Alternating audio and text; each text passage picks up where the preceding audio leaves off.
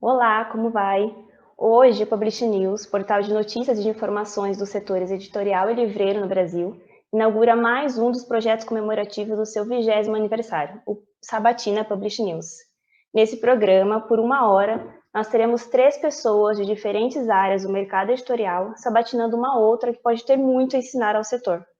Para começar com o pé direito em grande estilo, nós iremos conversar hoje com a empresária Luísa Helena Trajano, nome por trás da rede de lojas de varejo Magazine Luiza.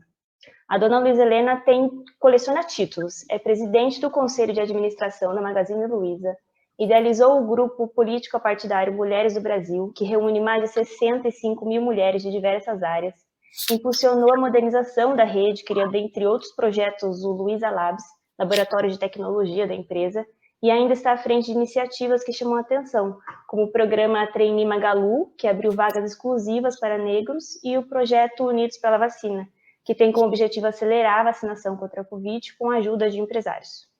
Além disso, em 2020, a Magazine Luiza comprou a estante virtual, marketplace de livros novos e usados, logo deixando claro o seu desejo de ampliar sua base de vendedores. Lançou plataformas digitais de vendas para colocar micro e pequenos empreendedores no mundo digital e começou a vender livros.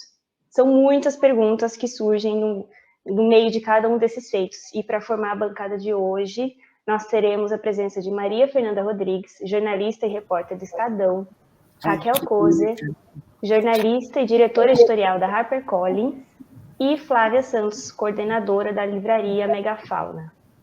Dona Luísa, muito obrigada por ter aceitado o nosso convite. Eu acredito que vai ser um bate-papo muito esclarecedor para todas nós.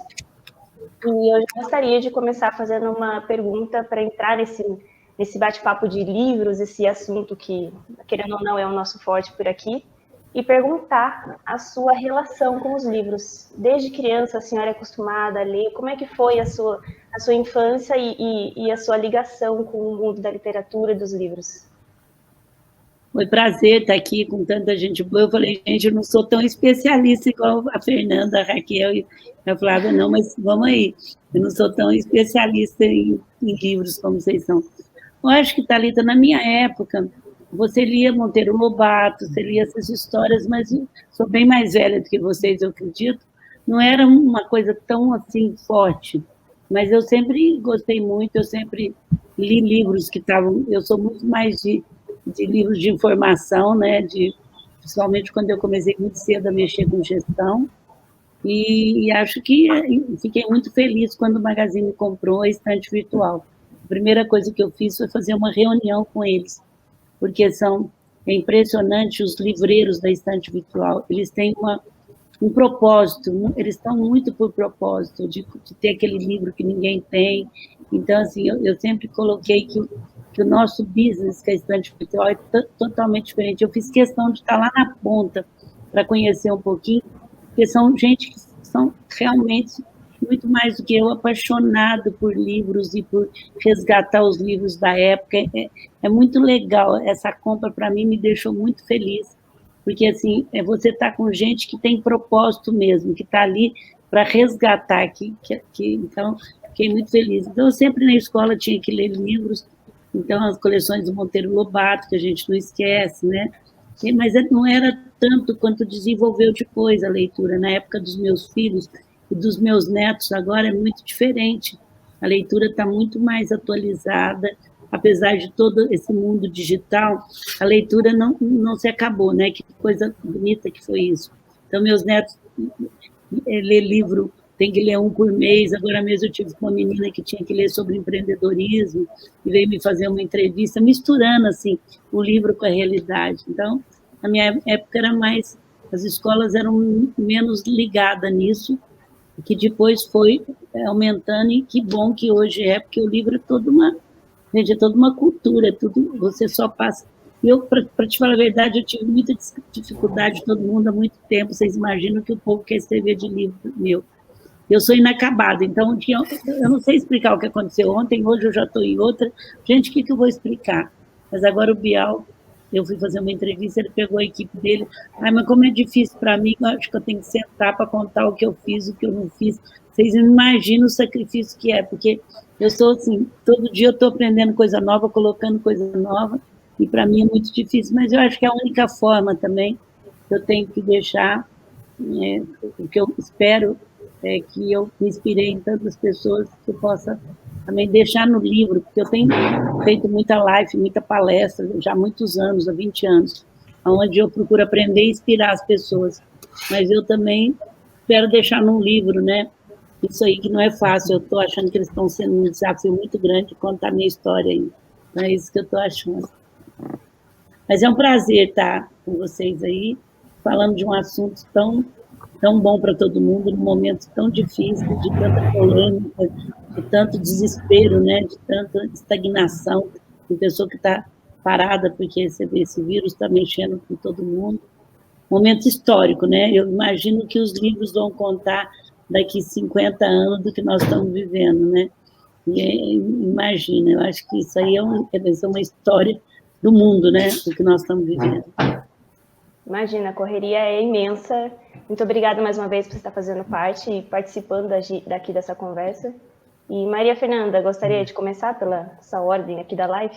Pode ser, pode ser. A Thalita perguntou da sua relação com os livros, a senhora falou lá do passado. Queria saber um pouquinho do presente agora, assim. A senhora gosta de ler? Sobra tempo para leitura? O que a senhora gosta de ler hoje, assim? Maria Fernanda, assim, não sobra muito tempo para mim atualmente, nesses 4, 5 anos. Mas eu gosto de ler. Eu gosto de ler, eu também leio muita informação, né? E acabo entendendo muito, eu sou muito informada de tudo que você pensar, não é só de coisa de negócio, não, principalmente do mundo, de política e tudo. Mas de vez em quando, quer dizer, estou sempre com livro, agora eu estou com do Obama, do Barack Obama, e tem uma parte que eu gostei muito, gente. Só que aí eu fico nessa parte, tentando e passando para os outros. Eu achei muito. Então, quando eu pego um livro que eu gosto muito, eu tenho muita dificuldade até de passar para frente aquela parte, né? De ir para frente.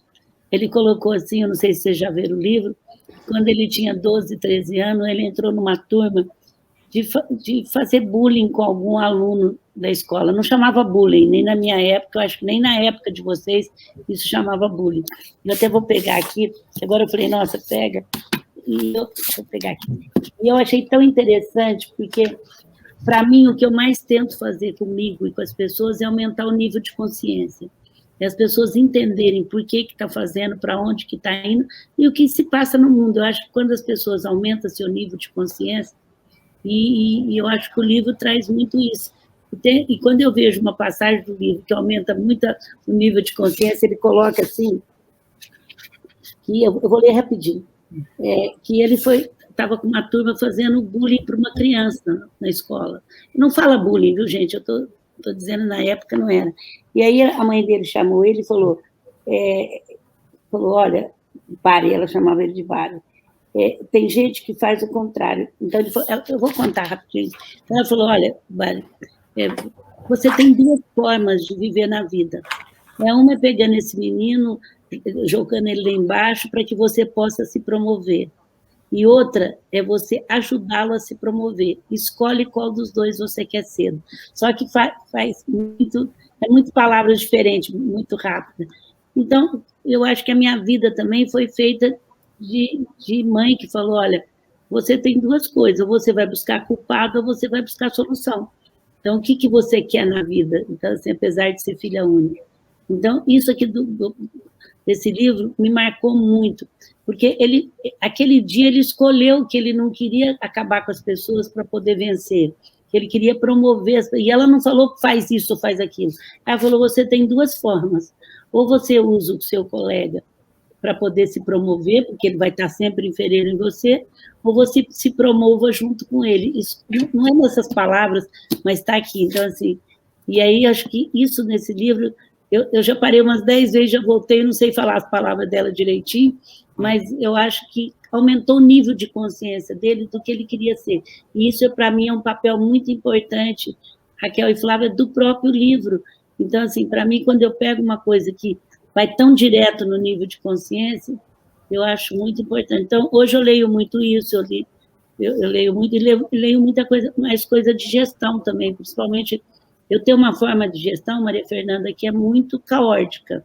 Primeiro eu faço para depois pôr ordem. E é muito diferente da toda a vida eu tive. Então, agora eu dou e leio o livro caótico para muita gente, agora mesmo eu indiquei, porque as pessoas têm muita dificuldade. Primeiro elas estruturam no papel e faz e aprende. Na vacina, por exemplo, a gente está com as 5.400 prefeituras, que é onde vacina, gente, é onde acontece. E aí eu fui para a prática. E aí, no primeiro momento, eu faço tudo no caos, eu vou fazendo, perguntando, sei onde eu quero, ajudar as prefeituras. Envolvo as pessoas, vou fazendo, depois eu ponho em ordem. E tem um livro que chama Caótico. No começo, principalmente os homens, têm muita dificuldade de me entender, porque eles querem saber que jeito, que planejamento, onde você quer chegar. Essa foi a educação. Mas aí os que entendem agora começam até a ler o livro Caótico, que é muito legal e que explica muito, que são que são o mundo digital, que o digital, gente, ele não é uma tecnologia, ele é uma cultura. E essa cultura você precisa buscar também nos livros que tem muitas informações. É uma forma de lidar com as coisas. Não é um software, não é um hardware, é você ser simples, que não é simplismo, é você aprender a errar e redirecionar o erro, é você fazer... Então, eu tenho me parado muito, porque eu acho que eu posso mais ajudar as pessoas, e o Magazine é um exemplo, que viveu muitos anos no mundo físico e conseguiu se tornar digital sem acabar com o digital. Então, com o físico, desculpa. E ele é um dos poucos cases no mundo. Você vê os grandes, a Amazon, Alibaba, tudo nasceram digital. Depois que eles foram para o mundo físico. E nós conseguimos, dentro do mundo físico, sem sair do mundo físico, nos tornar uma empresa digital. Nós somos vistas. E sem acabar com o digital. Nós estamos abrindo 50 lojas físicas no Rio de Janeiro agora. Então, mas elas são totalmente diferentes do que era há 30 anos atrás, mas continua físico. Então, o livro, para mim, Maria Fernanda, é isso. Hoje eu pego muito mais livro que está de acordo com o que eu posso aprender com isso, para poder até... O livro, para mim, Maria Fernanda, explica muito o que eu sou, porque eu sou muito intuitiva e vou fazendo, só que você tem necessidade de intelectualizar até para se comunicar melhor. Tá certo? Então, eu tenho tantas pessoas que me ajudam a me explicar o que eu estou fazendo, e como eu pego um livro, essa frase, fico uns 2 meses nessa frase, e fico usando, entendendo, e também usando, porque de uma opinião dessa, você pode transformar um menino, uma menina, numa coisa muito de bem comum, ou você pode transformar num processo competitivo predatório, né? Porque essa competição predatória é muito ruim. Competição todo mundo tem, mas o diálogo que conecta e a competição do ganha-ganha, que eu acho mais difícil trabalhar. Então, quando você pega uma coisa dessa, beleza, ele não precisava ter escrito mais nada no livro para mim, só isso aqui já bastou. Luísa, vocês lançaram um e-commerce de livros, né, em abril de 2019, compraram estante virtual em fevereiro de 2020 e um mês depois veio a pandemia, que mudou o modo do brasileiro comprar livros, né? De acordo com a Confederação Nacional do Comércio, os livros foram o segundo segmento que mais cresceu no e-commerce em 2020, depois de informática. Eu queria saber de você como que foi esse impacto para o Magazine Luiza e por que entrar nesse mercado para começo de conversa também, né?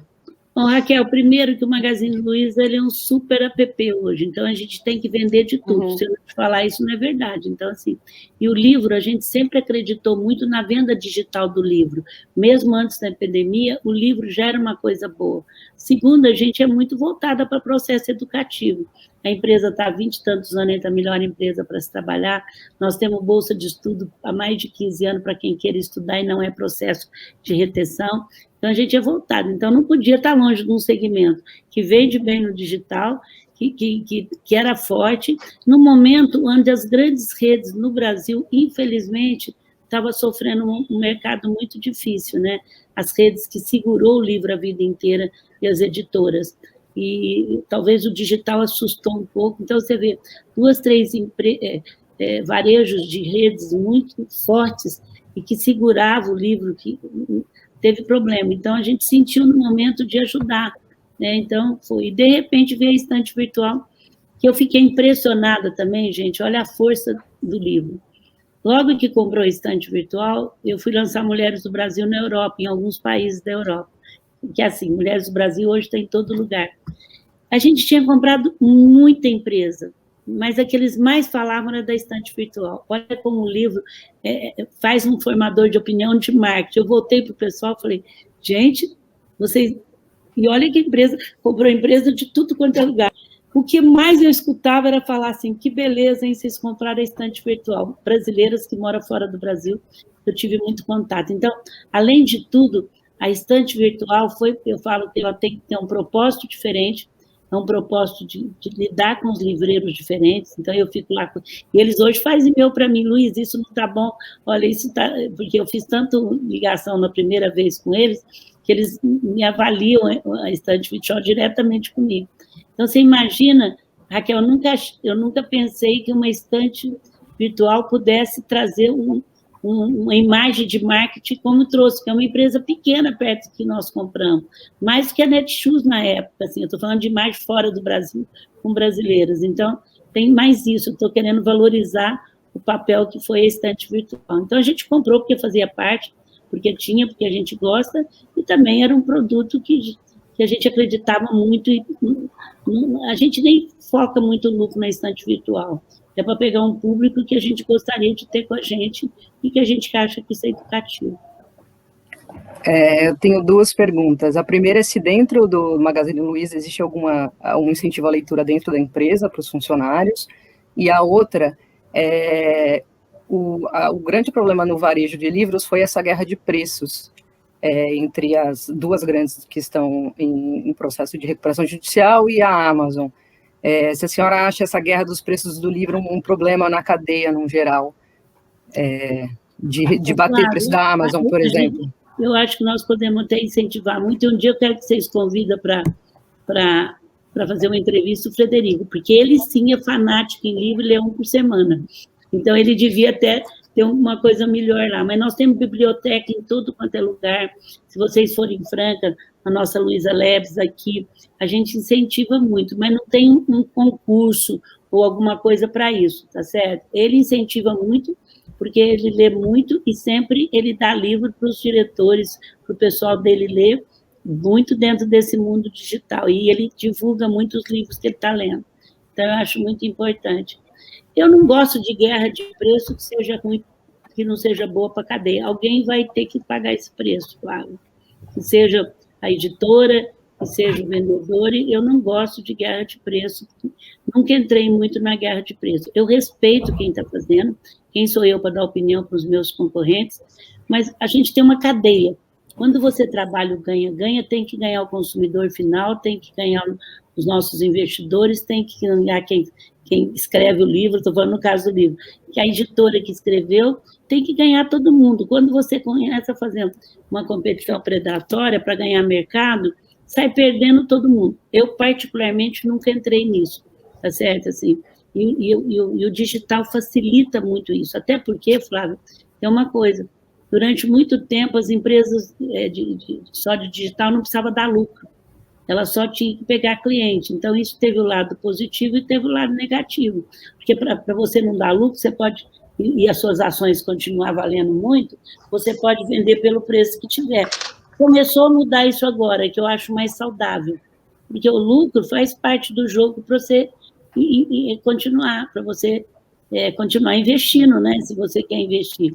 Então, assim, mas durante muito tempo, investidor para dar valor para as suas ações, eles não olhavam isso. Eles olhavam quantos clientes tinha, número de clientes, e trabalhavam em vermelho durante 10, 5, 6, 7 anos. Então, incentivou muito esse jogo, que as lojas físicas sofreram mais, as livrarias físicas, que elas tinham prédio, elas tinham que pagar aluguel, elas tinham que pagar água, luzes. Foi onde deu problema com as lojas físicas, que não estavam tão preparados. Então, eu não gosto desse tipo de coisa. Eu acho mais difícil trabalhar o ganha-ganha, isso sai perdendo sempre alguém da corrente. Desculpa. Tem uma dificuldade, de fato, que as editoras e as pequenas livrarias enfrentam no mercado hoje, que é essa disputa que a Flávia mencionou, pelos preços mais baixos. E tem um projeto de lei, que eu não sei o quanto você acompanha isso, então vou falar um pouquinho assim, tem um projeto de lei que já está há alguns anos aí em discussão, que é sobre o preço fixo do livro, que é uma lei que já existe em vários países, que basicamente, com algumas variações, estipula que no primeiro ano de lançamento do livro não se pode dar desconto acima de um determinado nível ali, justamente para não prejudicar as pequenas empresas. Queria saber o que você acha desse tipo de proteção, talvez, do mercado, porque, de certa maneira, isso afeta os grandes players, né? Assim, hoje a gente estava discutindo até outras leis, não é de livro. Eu não gosto desse tabelamento de preço, porque você tira o livre mercado, tá certo? Você volta naquela época de congelamento, que começa a ter muita coisa. Mas do livro, eu acho que vale a pena ser estudado, certo? Eu vou até levar para o nosso no Mulheres do Brasil, a gente trabalha 21, uma causa, e uma chama cultura, que a gente trabalha muito. Inclusive, a gente incentivou muito o livro, incentiva, nas penitenciárias, porque cada livro lido é 4 dias que você tira de coisa. Então, nossas mulheres fizeram um trabalho, a gente tem que ir lá trabalhar, porque, de repente, essa lei acaba, e a gente tem casos muito legais, e a gente tinha que fazer, estudar, tem que ler a resenha para ver se eles merecem ler o livro mesmo. E a gente se dispôs a fazer isso, foi um trabalho. Eu posso até levar, e nós temos uma coisa de políticas públicas, Raquel, que trabalha o que está no Congresso, e a gente estuda isso. Nós podemos estudar, porque hoje nós vamos inteirar 90 mil mulheres de todos os segmentos, e é o maior grupo político superpartidário. E isso porque eu só acredito que a gente vai conseguir mudar o país numa sociedade civil organizada. Nós já estamos há 8 anos e meio trabalhando tudo, todas as causas que você pensar, nós trabalhamos e não inventamos a roda, a gente junta com quem já está. Então, assim, e a gente tem um grupo muito forte de políticas públicas que a gente estuda a lei, se é verdade ou não. Agora, imagina, nós queremos inteirar fim de maio com 100 mil mulheres. Você imagina, com 100 mil mulheres em vários locais do Brasil, em todas as capitais, nós temos 190 núcleos, a força que nós vamos ter para melhorar uma lei, editar uma lei e fazer a lei ser votada. Então, assim, eu não sabia, depois, se você puder me passar a lei direitinho, eu ponho você em contato com as políticas públicas, que são meninas Legal. Que estudam, e a gente estuda o que é bom, o que deve ser mudado, quem foi o que lançou a lei, e a gente faz até pautar quando a gente acha que vale a pena. Faz assim, no sentido do diálogo que conecta, nem é brigando, nem metendo pau. Mas eu prometo para você que eu vou olhar isso, muito legal. Vamos ver se isso não dá uma outra coisa e se facilita realmente. O que eu mais estou trabalhando, Raquel, é para trabalhar a pequena empresa. Sabe? Ela gera um emprego no país. A pandemia trouxe isso para mostrar isso. Eu fiz 400 lives com a pequena empresa no ano passado. Então, assim, o que a gente precisa ter é uma proteção, não é ajudar, é entender que a pequena empresa precisa ser olhada. Na Europa é PPQ, pense primeiro na pequena, que não é só no livro, o livro é uma delas, mas é de modo geral. Eu sou apaixonada pela pequena empresa, sempre fui, e na pandemia trabalhei muitas medidas governamentais, eu criei o DEPARA para poder nos ajudar, porque foram muito sacrificadas a pequena empresa na pandemia. Então, o que eu estou trabalhando é para que tenha dinheiro disponível com conhecimento, porque também não adianta. E eu tenho uma ideia aí de descentralizar. Tem dinheiro no banco, mas não aprova para a pequena empresa. Então, a gente tem que pensar fora da casa. Então, a pequena empresa, eu penso muito mais global do que num segmento, mas a gente pode estudar esse. Eu não sabia disso. Muito legal. Agora a gente termina o nosso primeiro bloco, vamos passar um rápido comercial e a gente já volta.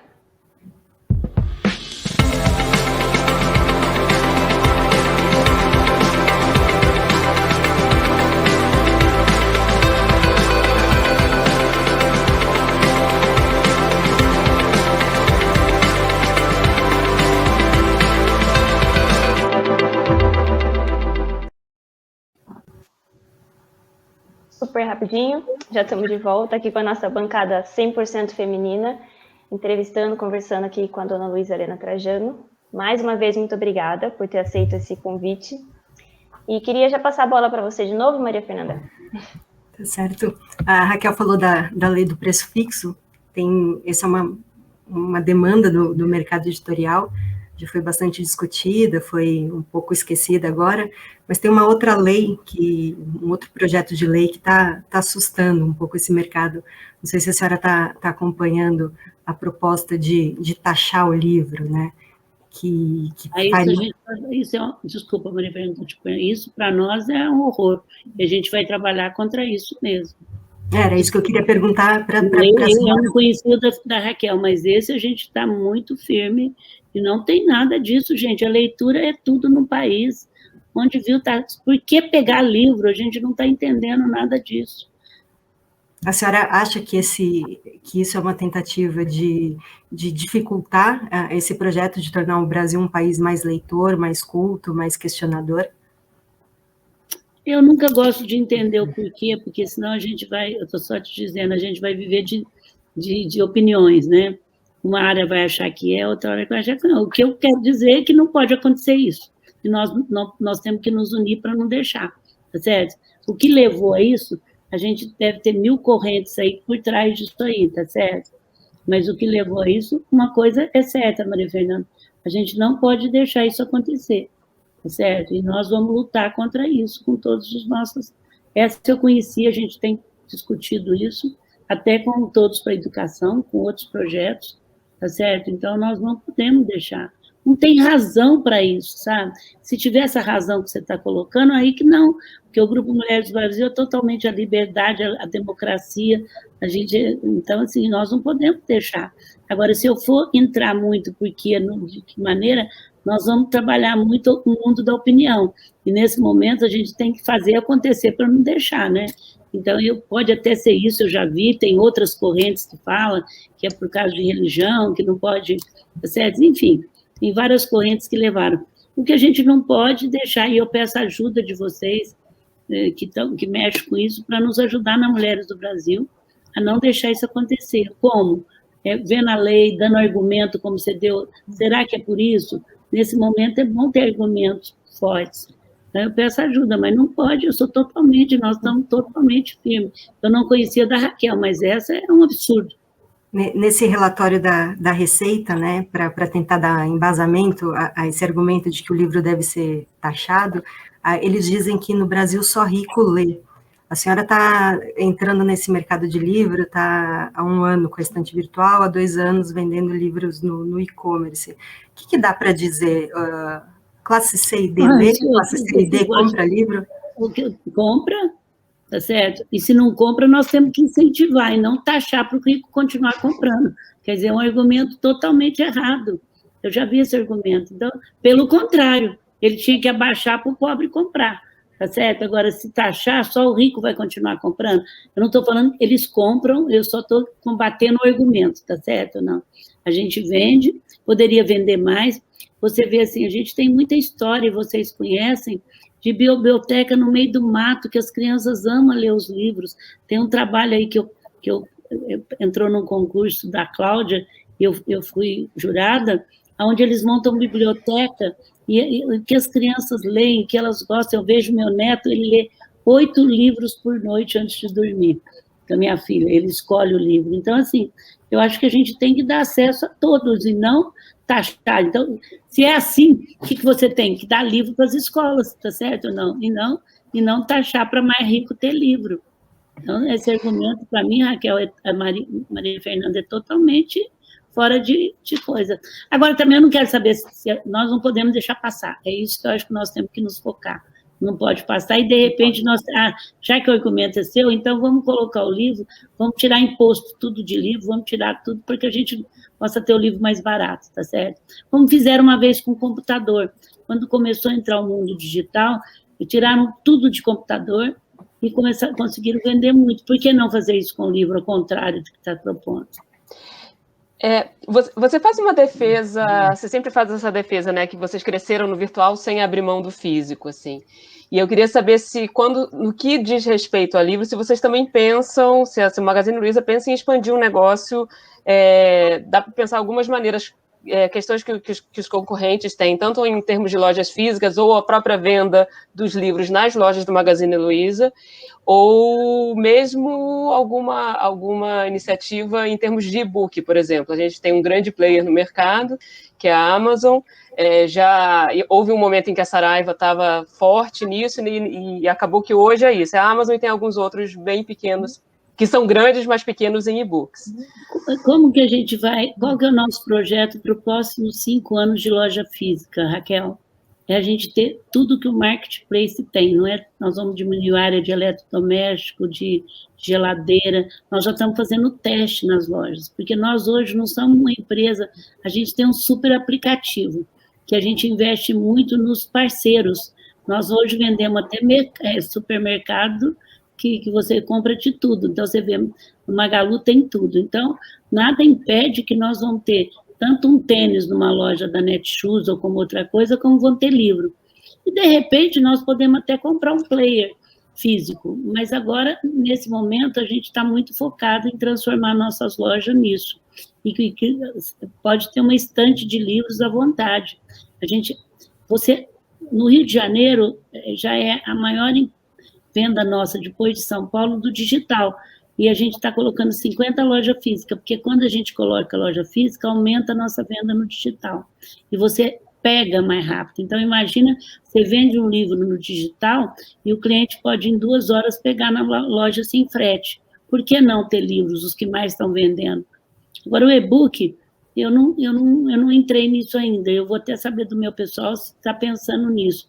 Mas eu gosto muito de incentivar o livro mesmo, o livro, sabe? O livro físico. Mas não tem nada demais se entrar. Mas eu acho que o e-book vai pegar mais uma camada rica também, né? Então, assim, mas o e-book é uma realidade. Tem gente que só lê pelo e-book e o Magazine não deve ficar fora disso de jeito nenhum. Porque a gente hoje tem 5 empresas, nós temos 5 Luiza Labs, Uberlândia, São Carlos, Franca, e a gente desenvolve tudo hoje. Então, assim, eu acredito que não vai, mas eu não posso te dar uma resposta precisa, quando e que jeito vai sair. A hora da loja física eu posso te dar. A gente já está fazendo 5 pilotos que tira os produtos e passa a ser o que você vê no site, você vai ver na loja física, e livro é uma coisa que a gente vai ver, tá bom? Flávia, posso passar na sua frente rapidinho? Pode. Mas será que a gente pode esperar um dia ver uma livraria, uma loja específica para livro do Magazine Luiza? Tem vários à venda aí no mercado no momento. Pontos de venda.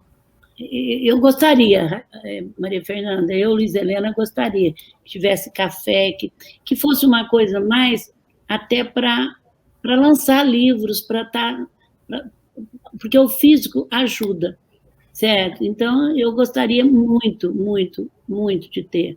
E pode ser que isso aconteça. Não é nem para visar lucro, você tem que ter uma coisa para fazer lançamento, para ter... Igual a arte, né? Você tem um lugar onde você pode expor exposições, principalmente, gente, meu sonho é artista brasileiro. Eu fui na feira agora em fevereiro, antes do Covid, eu fui para lançar Mulheres do Brasil na Alemanha e passei em 2 feiras, que é lá que eu comecei a ver que o chinês não estava lá, mas nem se falava em Covid, porque foi de repente. E eu fiquei impressionada, Maria Fernanda, da arte brasileira que estava lá, e que nós não damos nem um pingo de valor. Mulheres do Brasil agora começou a lançar por região, então nós temos um site para o Ceará, nós vamos ter um para Recife, para trazer a arte brasileira para cá, e depois vou fazer um grande marketplace da arte brasileira. Até no site nosso, uma das coisas que começou a ficar muito prejudicada foi a arte brasileira. Pessoas maravilhosas começaram a passar fome, porque não vendia. Então, o Magazine se dispôs um X de milhões de reais, que nós compramos, armazenamos e começamos a vender. A Marta, junto com a Marta Medeiros, que ia buscar sozinhos, para que a gente pudesse ajudar. A gente salvou muito artesanato brasileiro. E assim como o livro, né? O Brasil tem escritores maravilhosos. Então, tudo que é nossa arte, eu sou muito apaixonada para poder... Eu sou muito brasileira, né? O Magazine canta o hino nacional há 23 anos, toda segunda-feira. Então, assim, eu sou muito apaixonada para trazer, sempre fui muito apaixonada pela arte brasileira. E o livro brasileiro, então, nada impede que a gente tenha. Isso é uma questão de negócio de oportunidade, e que nasça e que você possa ter. A gente acredita em loja física, é isso que eu quero te falar, com outro formato, com outra coisa, senão a gente não estava montando. Nós montamos em 2019 140 lojas físicas. O ano passado, com a epidemia, nós ainda conseguimos montar 50, e vamos montar assim. Já estamos selecionando, eu já falei com mais de 300 pessoas, lógico, no digital, que foram selecionadas já para as lojas físicas, porque a loja física dá muito emprego, né? Então, assim, então nada impede, eu sou apaixonada por livrarias que tem aqui, que é passeio dia de domingo, né? Concorda, não? Luiz, ainda continuando aí no campo de artistas brasileiros e livros, muitos desses artistas e desses pequenos livreiros utilizam os correios como logística, e eu li alguns posicionamentos sobre a privatização e que você é a favor de parte dessa privatização. Como é que seria para os pequenos artistas, para os pequenos livreiros, continuar com o seu pequeno negócio, continuar gerando emprego, com uma empresa privada que não vai oferecer os mesmos valores de frete para todo o Brasil? Eu não sei, Flávia, porque o que eu estou tendo problema e eu estou falando isso porque os livreiros me falaram. O Rio de Janeiro foi o maior problema com os livreiros. Vamos falar o celular hoje. Se você continuasse público, você acha que você tinha as opções de celular e o celular tão mais barato como ele ficou, uma ligação? Então, assim, pelo contrário, eu gosto muito do correio, porque o correio chega em qualquer lugar, mas o correio virou um jogo político, Flávio, que assim, os carteiros são maravilhosos, é igual o pessoal de ponta, mas cada hora tem um presidente no correio.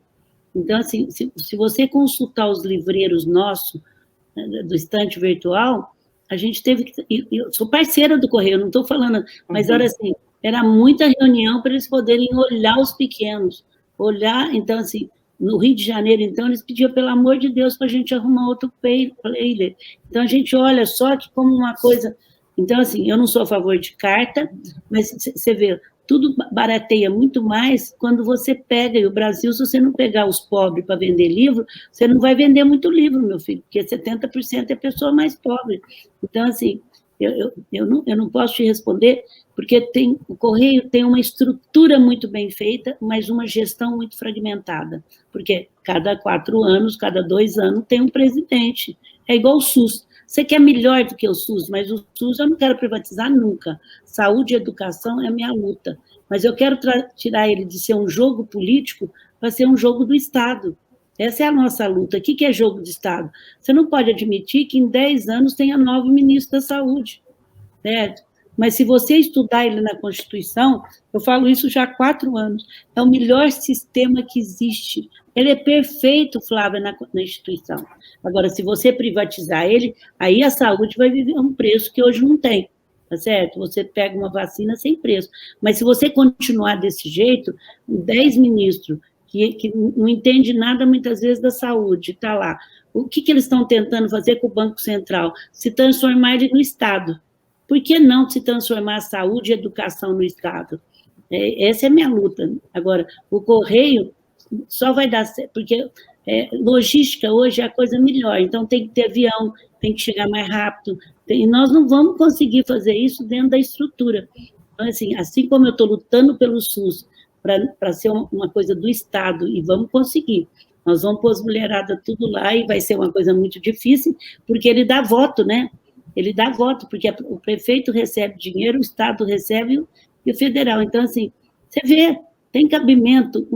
Se você entrar na ponta do SUS, gente, cada lugar tem uma mulher apaixonada por vacina, que vai na chuva, que pega seu carrinho para ir, e, no entanto, não tem tecnologia, não tem nada lá. Então, nós temos que pôr uma gestão lá.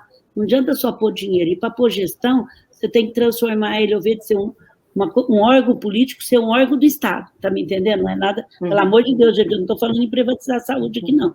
Pelo amor de Deus, pelo contrário, eu quero que a saúde seja acesso de todos, o mais fácil, mas que tenha uma governança, senão não vai adiantar nada. Entra um, sai outro, começa tudo de novo, uma coisa que brinca com a saúde, né? Nós teríamos condição de vacinar as pessoas em 2, 3 meses, nós já vacinamos 4 milhões de pessoas por dia.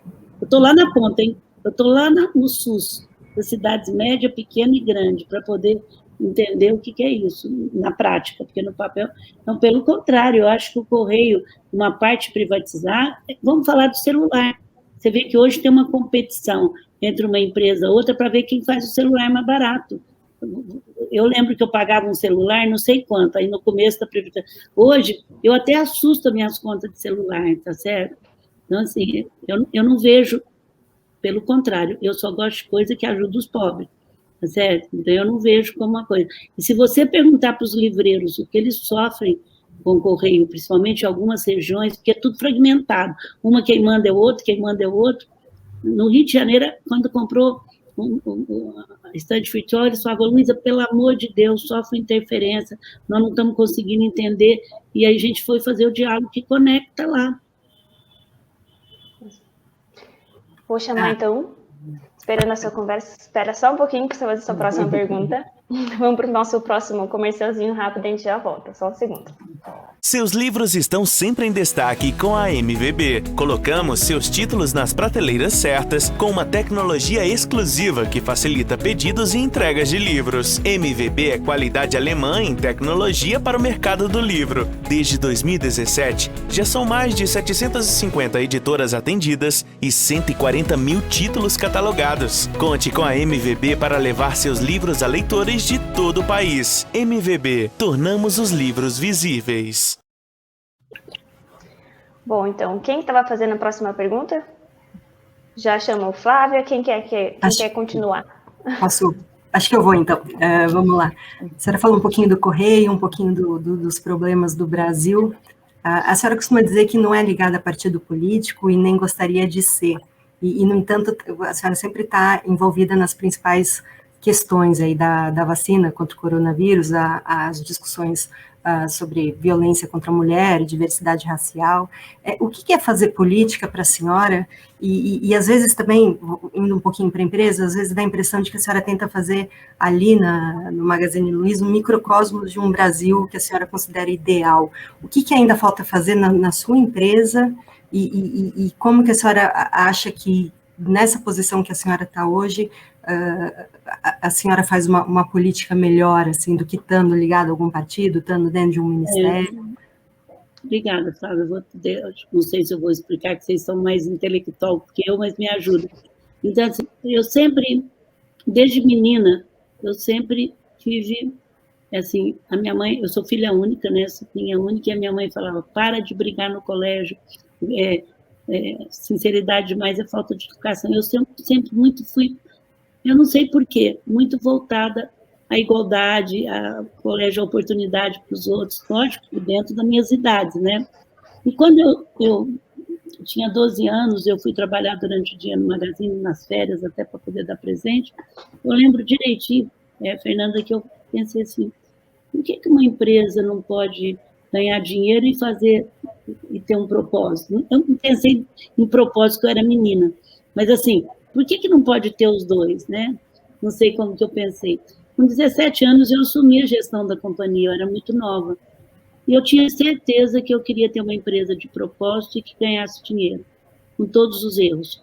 Eu nunca montei um instituto, eu não sou contra os institutos que ajudaram, mas eu não queria, assim, mandar o povo embora durante o dia, de madrugada na calada, para poder ganhar e daqui prestar serviço, prestar um instituto que ia ajudar uma área. Eu respeito e ajudou muito. E nós estamos há 22 anos entre as melhores empresas para se trabalhar. Eu vou falar, e era muito. Muitas vezes eu abri mão do lucro pelo propósito. Mas, assim, eu não sou uma ONG. Eu quero dizer assim, muitas vezes, porque meu propósito é a espinha dorsal. E não foi fácil, eu te confesso que não foi fácil. Imagina que até hoje eu escuto assim, hoje, a empresa valendo o que vale, eu escuto assim. Esse dia eu fui fazer um debate sobre propósito para fundo, hein? Para fundo. Para gente que estava um colega meu, ele falou, bom, a Luísa é voltada a propósito, eu também sou, só que eu sou voltada a lucro, EBITDA, como eu não pudesse ser voltada a lucro, não sei, você imagina, e eu no começo da minha história, vindo de Franca, falando porta, portão, e em 2011 a gente entrou na Bolsa, eu falava para o nosso CFO, eu não vou dar um cruzeiro a mais de lucro para vocês, nem R$1, nem $1, nem um EBITDA, mas eu vou falar de propósito, de empatia, de tratar as pessoas bem. nós estamos não sei quantos anos da melhor empresa para trabalhar, e saía de lógica, eu sou simpática para falar, as pessoas até me ouviam, sou dona, mas eu falava para eles, eu sei que não vai dar um cruzeiro a mais, mas daqui 10 anos vocês vão ver. E hoje eu fico muito feliz de ver as empresas, se as empresas não tiverem propósito, não tiver valores, elas não vão sobreviver daqui a 4, 5 anos. Porque, Maria Fernanda, quem está pedindo isso é o consumidor. Quando ele pede igualdade, cuidado, muda, e o mercado financeiro também. Então, agora eu falei do Magazine, tá certo? Agora tem muita coisa ainda para fazer. A gente tem um cheque-mãe há 15 anos. Todas as mulheres que têm filho até 11 anos de idade recebem um cheque para poder pagar a mãe, a vizinha, porque é muito triste.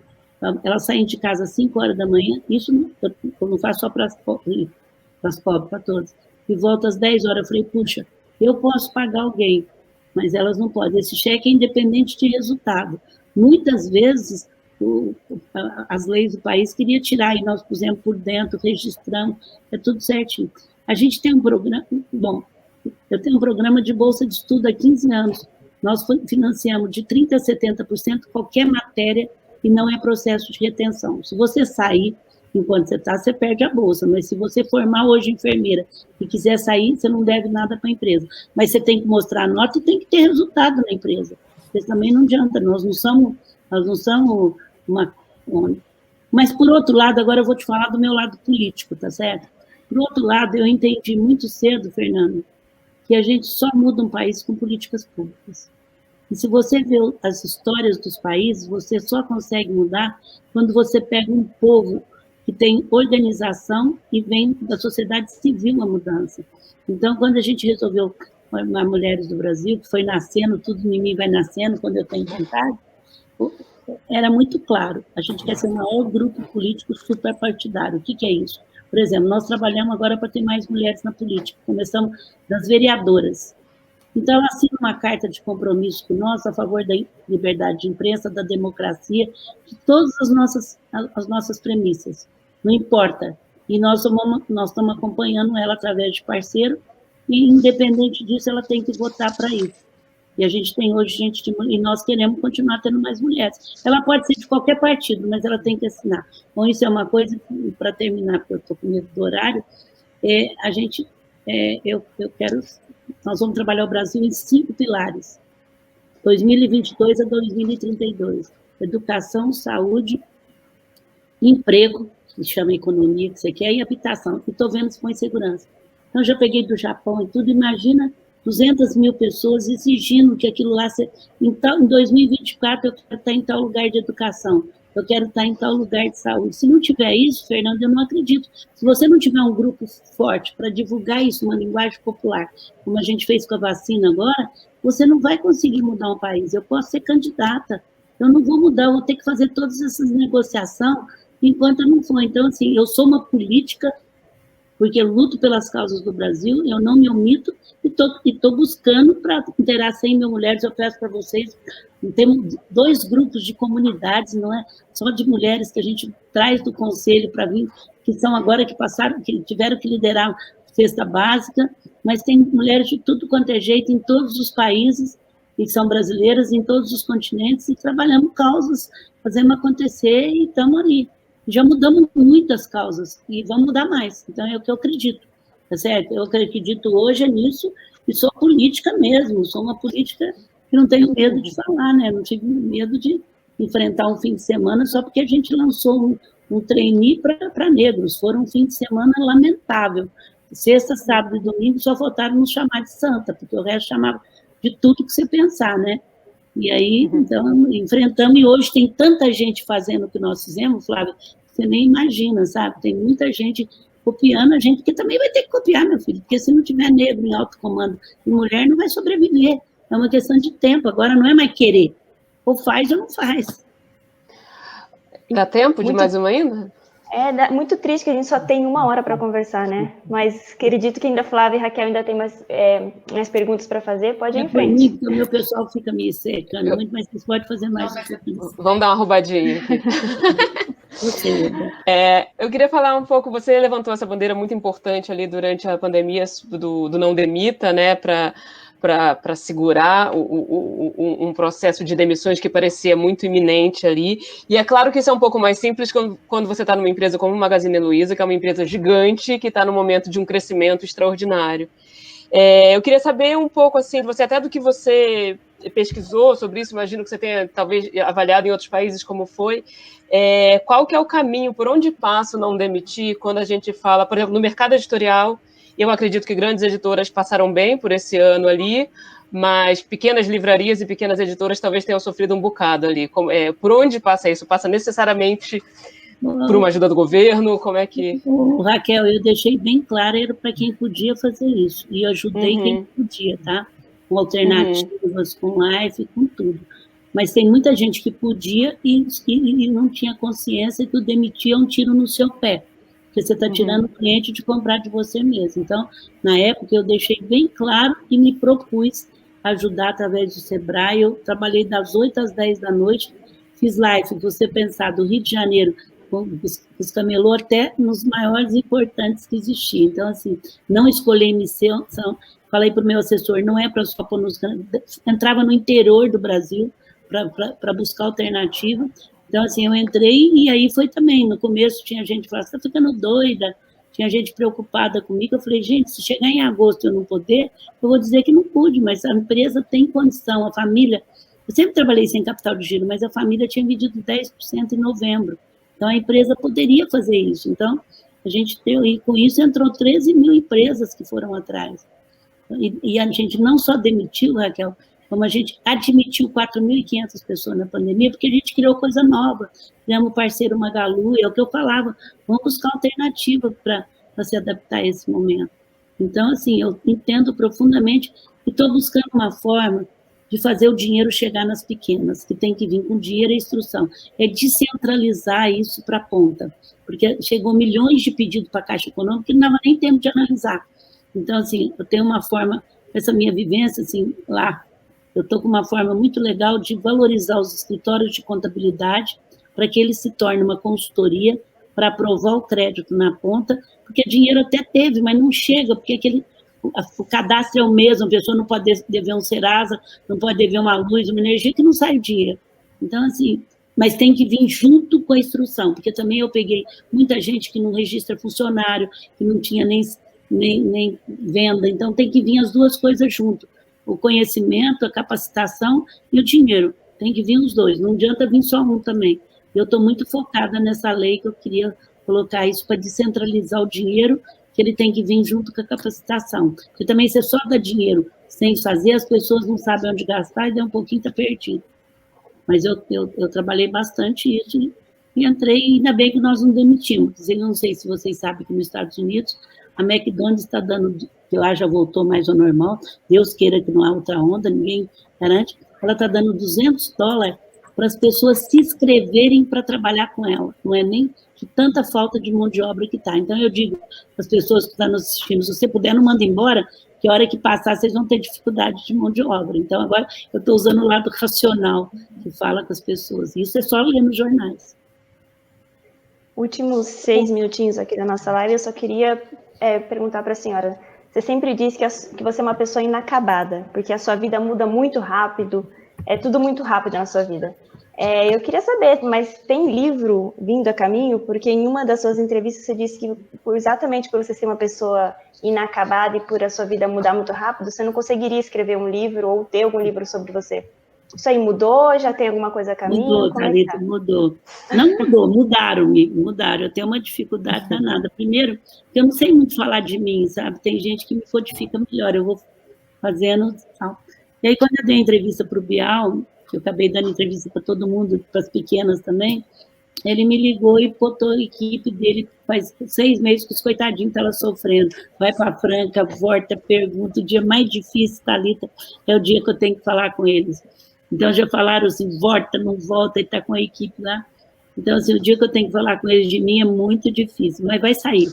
Vai sair, eu tenho outras propostas também, muito legais, assim, porque o que eu quero é colocar essa metodologia que eu tenho a favor de mais gente possível, né?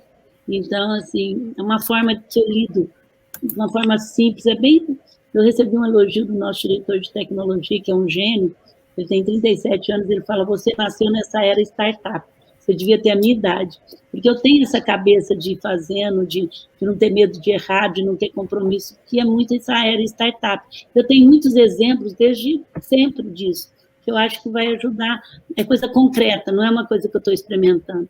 Então vai sair, mas eu acho que eles estão sofrendo tanto, porque não é fácil, eles já foram para Franca, já foram para... Eles perguntam para 1000 pessoas, o Ricardo, meu assessor, que tem 25 anos comigo, coordena, mas eu nem sei quem que eles estão entrevistando, porque é o Ricardo que indica, mas não é fácil para mim, não. Não é, não. Eu te falar que não é, não é. Mas também, quando eu resolvo, eu me disponho a fazer, mas não é fácil, não, mas vai sair, sim. Não sei quando...